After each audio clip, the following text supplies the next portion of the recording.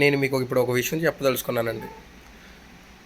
George అనే సిటీలో సడన్గా కొన్ని రోజుల క్రితం వాటర్ రావడం అనేది ఆగిపోయిందండి. వాటర్ చాలా ఇబ్బంది పడుతున్నారు. వాటర్ దొరక్క చాలా ఇబ్బంది పడుతున్నారు ఆ ఊర్లో. కొంచెం వాటర్ కూడా దొరకట్ల. అక్కడున్న ప్రభుత్వం ఏం చేసిందంటే వాళ్ళకి ఒక ఆర్డర్ ఇచ్చింది. వాటర్ రిసోర్సెస్ అనేది చాలా తక్కువగా వాడుకోండి, దొరకడం చాలా కష్టంగా ఉందని అక్కడ ప్రభుత్వం వాళ్ళకి ఆర్డర్ ఇచ్చిందండి. అసలు ఈ వాటర్ కన్సిస్టెంట్ ప్రాబ్లం ఎందుకు వచ్చింది వాళ్ళకి అని ఆలోచిస్తే అప్పుడు వాళ్ళకి తెలిసింది ఏంటంటే రియాలిటీ, అక్కడున్న బ్లాక్ స్టోన్ అనే ఒక డేటా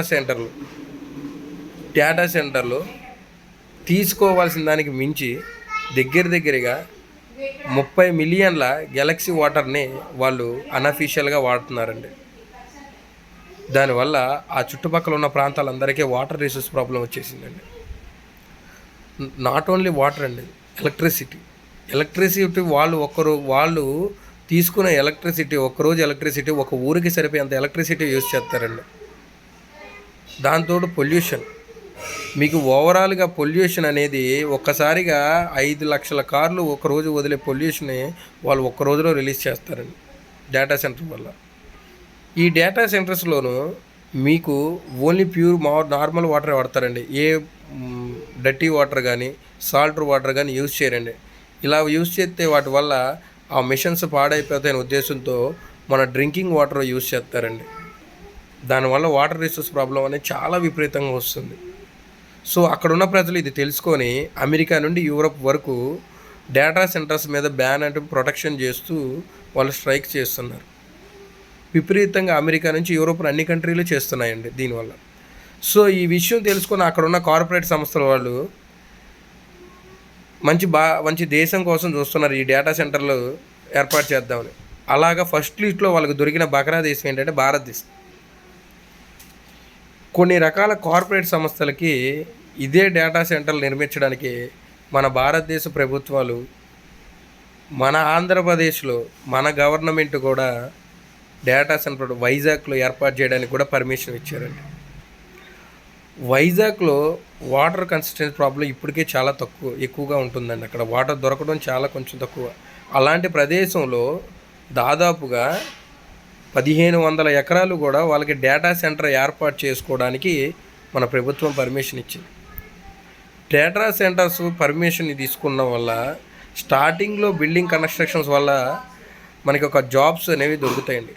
తర్వాత డేటా సెంటర్స్ ఏర్పడిన తర్వాత డేటా సెంటర్స్లో వర్క్ చేసే జాబ్స్ అనేవి మనకి అంత ఎక్కువ ఏమీ జాబ్స్ ఉండవండి. అందులో డేటా సెంటర్స్ ఎక్కువగా ఆటోమేషన్ వర్కింగ్ అండి, వాటంతటికి అవి ఎక్కువ వర్క్, దాంట్లో చాలా తక్కువ జాబ్స్.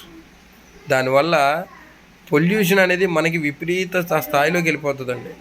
వైజాగ్ చుట్టుపక్కల వాటర్ ప్రాబ్లము, అదేవిధంగా ఎలక్ట్రిసిటీ ప్రాబ్లము, విపరీతమైన పొల్యూషన్, చాలా విపరీత స్టేజ్లోకి వెళ్ళిపోతుంది. మరి మన ప్రభుత్వం అప్రూవల్ ఇచ్చేటప్పుడు ఈ రకమైన ప్రకృతి డ్యామేజ్ గురించి ఆలోచించారో లేదో తెలియదు, పర్యావరణం గురించి ఆలోచించారో లేదు, రేపు ఫ్యూచర్లో మనకు వాటర్ ప్రాబ్లం వస్తుందో లేదో ఆలోచించలేదు, ఎలక్ట్రిసిటీ ఇష్యూస్ గురించి ఆలోచించలేదు. మళ్ళీ వాళ్ళకి అప్రూవల్ ఇవ్వడానికి వాళ్ళు మన దగ్గర ఎక్కువగా ఇన్వెస్ట్ చేస్తున్నారు ఆలోచనతో వాళ్ళకి మళ్ళీ ఒక సబ్సిడీలు ఇవ్వడం, ఎలక్ట్రిసిటీలో సబ్సిడీలు ఇవ్వడం, మన యొక్క ఖాళీ భూమి కూడా అది కూడా చెట్లు నరికిచ్చేసి 1500 ఎకరాలు, మన యాదగిరి గుట్ట దగ్గర 1500 ఎకరాలు ఇచ్చారండి. దానివల్ల అక్కడ చుట్టుపక్కల ఉన్న చెట్లు కూడా నరికిచ్చేసేయడం. దీని గురించి మన ప్రభుత్వం ఆలోచించి నిర్ణయం తీసుకోవాలి మళ్ళీ ఒకసారి. ఎందుకంటే చుట్టుపక్కల పొల్యూషన్ అనేది విపరీతం స్థాయిలోకి వెళ్ళిపోతుంది. ఇప్పుడు ఆ జార్జ్లో అనే సిటీ ద్వారా పరిస్థితి ఎలా ఉందో సేమ్ ఇప్పుడు రేపొద్దున మన పరిస్థితి కూడా సేమ్ అలాగే ఉంటుంది.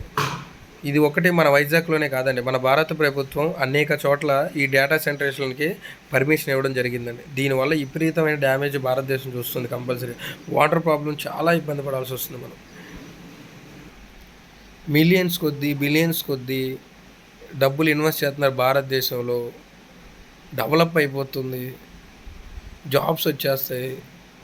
ఇలా ఆలోచించడమే కాదండి, భారతదేశం మనం ఒక 100 సంవత్సరాల తర్వాత ఇంకో 200 సంవత్సరాలు 300 సంవత్సరాలు ఇక ఉన్నంతకాలం భూమి కూడా ప్రకృతిగా ఉండగలిగితేనే తరాలుగా బతకగలుగుతారండి. మనం బతకడం కోసం మనం 100 సంవత్సరాలు, 200 సంవత్సరాలు రావాల్సిన వాటర్‌ని ఒక 2, 3 సంవత్సరాల్లో వాడేస్తే రేపు ఫ్యూచర్ పరిస్థితి ఏంటో ఆలోచించాలండి. మనం డెవలప్ అవ్వాలని ప్రకృతిని నాశనం చేసుకొని మనం డెవలప్ అవ్వడం అనేది కరెక్ట్ కాదు. మనం ప్రకృతిని పెంచుకుందాం. దాంతో డెవలప్ అవ్వడం. అంతేగాని ప్రకృతిని నాశనం చేసుకొని మనం డెవలప్ అవ్వాలని ఆలోచనతో అనేది కరెక్ట్ కాదండి ఇప్పుడు. నా వీడియో అనేది ప్రతి ఒక్కరికి షేర్ చేయండి. ఈ డేటా సెంటర్లు అనేది మన వైజాగ్లోనే కాదు, ఇండియాలో కూడా ఎక్కడికి రానివ్వకుండా చూసుకోండి. మన సోషల్ మీడియా ద్వారా అయినా సరే, ప్రెస్ ద్వారా అయినా సరే, ఎలాగైనా సరే మనం ఎక్కువ వాయిస్ అనేది రైజ్ చేస్తే ఈ ఇష్యూ మీద రాష్ట్రపతి దాకా వెళ్ళే అవకాశం ఉంటుంది. డెఫినెట్గా ఈ డేటా సెంటర్స్ కానీ పర్మిషన్ అనేది రద్దు చేయాలి ఎలాగైనా. రేపు ఫ్యూచర్లో చాలా చాలా రిస్కులు అనుభవిస్తారండి. చాలా ఇబ్బంది పడతాం మనం. ఇంకా థ్యాంక్ యూ అండి. మన వైజాగ్లో డేటా సెంటర్కి పర్మిషన్ ఇచ్చింది అదానీ గ్రూప్స్ వాళ్ళకి ఇవ్వడం జరిగిందండి.